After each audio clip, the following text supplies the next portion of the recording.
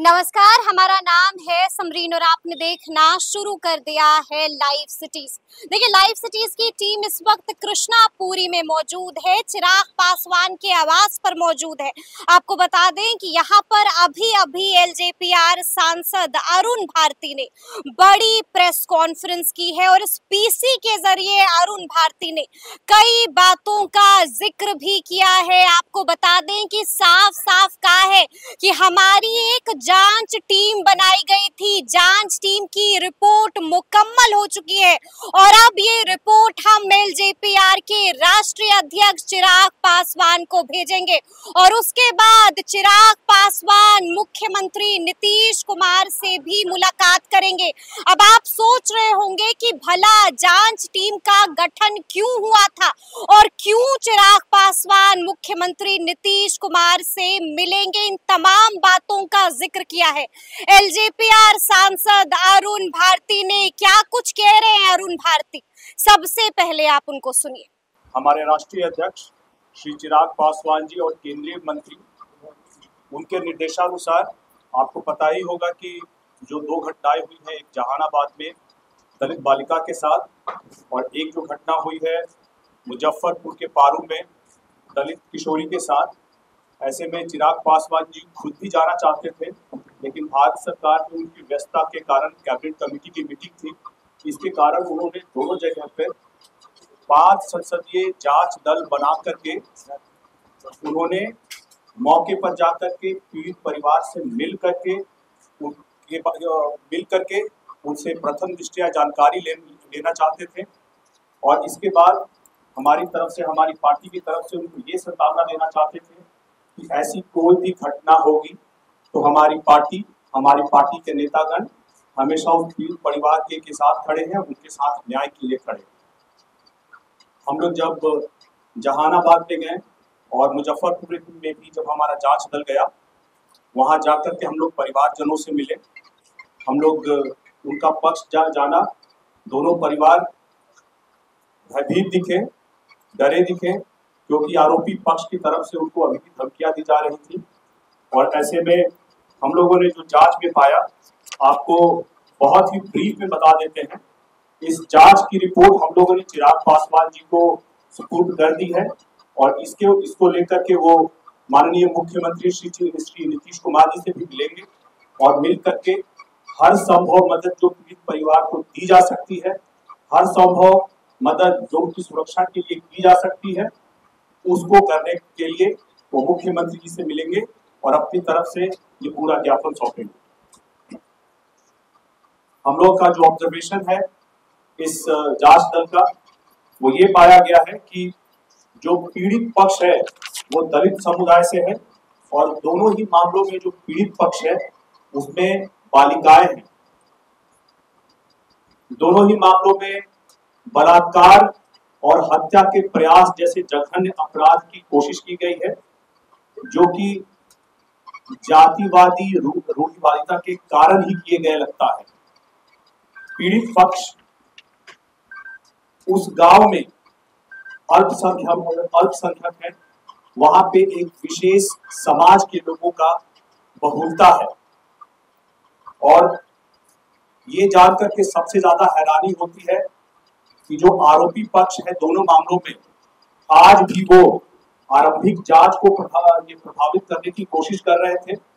उनका ये कहना था कि हम पैसे के बल पर अपना ये जो जांच है उसको अपने पक्ष में करवा लेंगे, हम इस जांच को की आंच अपने ऊपर आने नहीं देंगे, हमारे ऊपर हमारे जो स्थानीय नेता है उनका संरक्षण है। और कई मामलों में, और इन दोनों मामलों में आरोपी पक्ष पीड़ित पक्ष के ऊपर जान माल की धमकी देना और इस केस को वापस लेने का भी दबाव बना रहे हैं।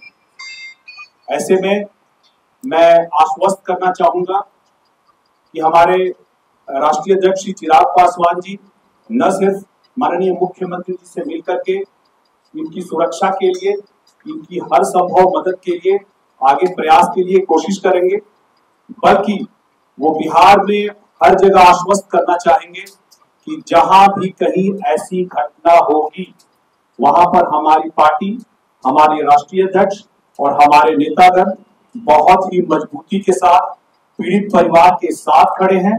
उनको सुरक्षा दिलाने के लिए, उनको हर संभव मदद दिलाने के लिए वो भी खड़े हैं। हमारी पार्टी और हमारे पार्टी के नेतागण भी खड़े हैं। जांच दल में कौन गया था? जांच दल में जो लोग गए थे उनकी लिस्ट आपको दे दी जाएगी। अभी राजेश भट्ट जी आपको मुहैया करा देंगे। और राजेश जी आप नाम बता दें कौन कौन लोग हैं। मुजफ्फरपुर जिला अंतर्गत जो पारू में घटना घटी थी उसमें जमुई के सांसद माननीय अरुण भारती जी के नेतृत्व में माननीय वैशाली सांसद श्रीमती बीना देवी जी थी, संजय पासवान जी थे जो पार्टी के प्रदेश प्रधान महासचिव हैं, श्री संजय रविदास जी थे प्रदेश व्यवस्था प्रभारी हैं और श्री सुरेश पासवान जी थे प्रदेश महासचिव हैं।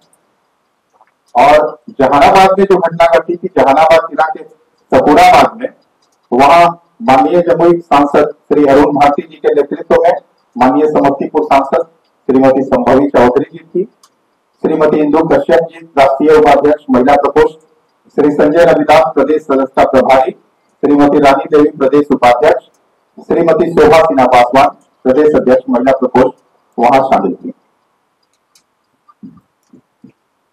इन सभी चीजों में एक चीज और देखने को मिला कि हम आज की 21वीं सदी में भी जहां पर सुप्रीम कोर्ट द्वारा आरक्षण की समीक्षा की बात की जा रही है, आज भी भारत के अंदरूनी गांवों में लोग जातिवादिता को इस तरह से फॉलो कर रहे हैं। वहां पे एक दलित जाति की रूढ़िवादिता को लेकर के, भेदभाव शोषण को लेकर के आज भी लोग इस तरह से दबाव बना रहे हैं। ऐसा अपराध, जघन्य अपराध, बलात्कार जैसे अपराध करने के बाद ही लोग इस तरह से दबाव बना रहे हैं। तो क्या इससे ये चीज फिर से साबित नहीं होता कि भारत में आज भी जातिवादिता उतनी ही गहरी जड़ों से यहाँ पे अभी उपस्थित है और यहाँ पे सुप्रीम कोर्ट क्रीमी लेयर की बात कर रहा है।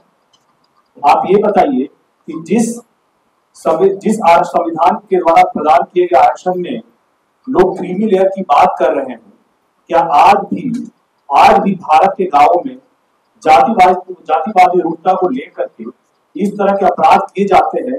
उन दलितों को शोषित करने के लिए, उनको प्रताड़ित करने के लिए, और बाद में ये भी धमकी दी जाती है। तो क्या ये सवालिया पक्ष नहीं उठता है अभी कि क्या जातिवाद खत्म हो गया है? क्या भेदभाव खत्म हो गया है? क्या आज भी हम उसी रूढ़िवादिता में नहीं जी रहे हैं? क्या आज भी दलितों को शोषित, वंचित और उपेक्षित नहीं होना पड़ रहा है?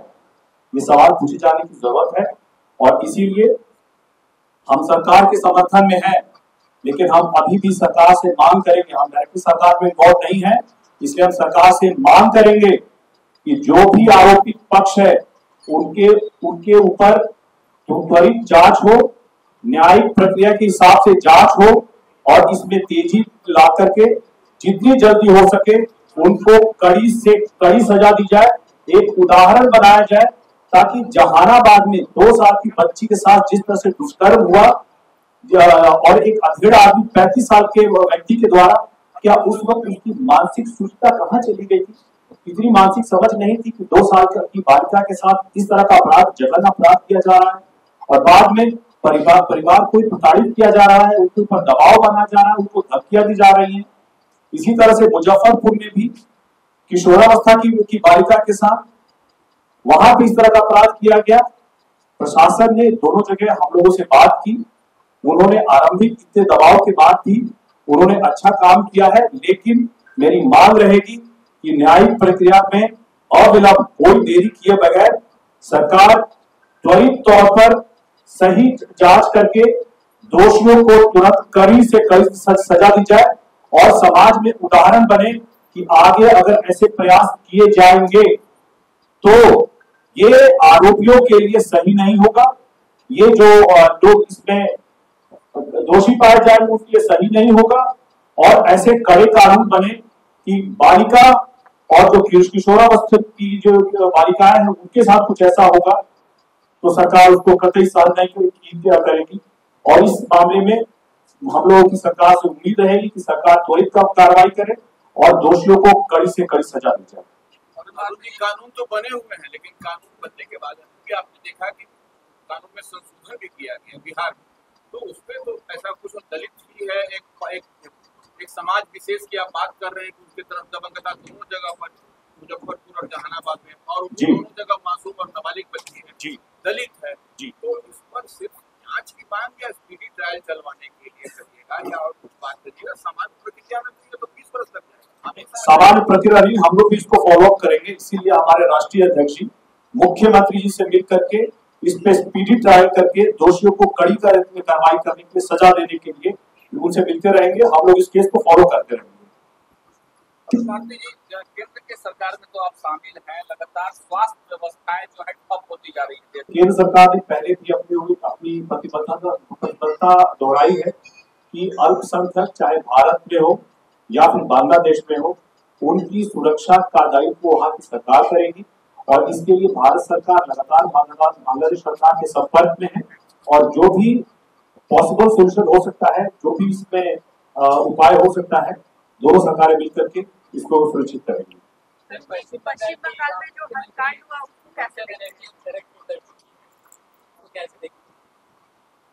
देखिए, मुख्यमंत्री जी सड़क पर उतरने से पहले इस केस को दबाने के लिए, जो महिला डॉक्टर के साथ हुआ था, इस केस को दबाने के लिए, इस केस में तथ्य छुपाने के लिए, छेड़छाड़ करने के लिए पूरी तरह से प्रयासरत थी।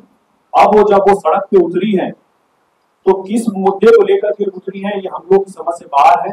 वो राज्य सरकार में है, इसकी सही से जांच करवाए, उनसे जांच नहीं होता तो उन्होंने सीबीआई को उनको इसकी जांच सौंप दी है, लेकिन उनकी तरफ से इसमें तथ्य को नहीं छुपाया जाना चाहिए था, सही तथ्य की जांच की जानी चाहिए थी और जांच करने के बाद जो त्वरित कार्रवाई हो सकती थी, जिससे कि केंद्रीय जांच एजेंसियों को सहायता मिल सके, उनको ऐसा प्रयास किया जाना चाहिए था।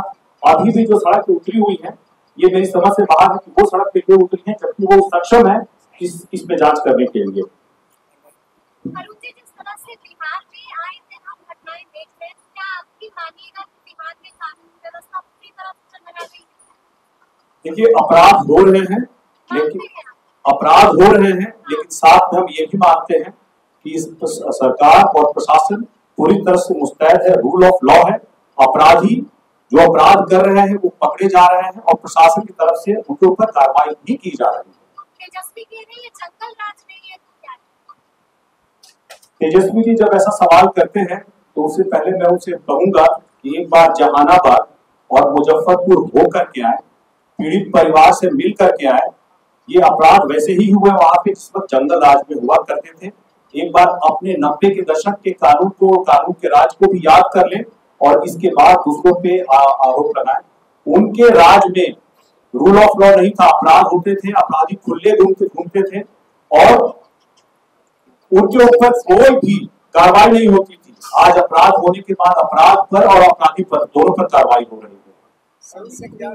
बिहार सरकार ने इसके लिए उपयुक्त कदम उठाए हैं और इस बारे में अगर कोई भी आगे जानकारी चाहिए होगी, इस मामले में कोई भी चीजें, क्योंकि हमारे राष्ट्रीय अध्यक्ष मिलेंगे मुख्यमंत्री जी से, अगर आपके पास कुछ स्पेसिफिक है जो मुख्यमंत्री के संज्ञान में लाना चाहिए आप लोग की तरफ से, आप हमें ये उपस्थित कराएं, हम लोग मुख्यमंत्री जी के संज्ञान में लाएंगे और हमारी कोशिश रही इसमें सुधार हो।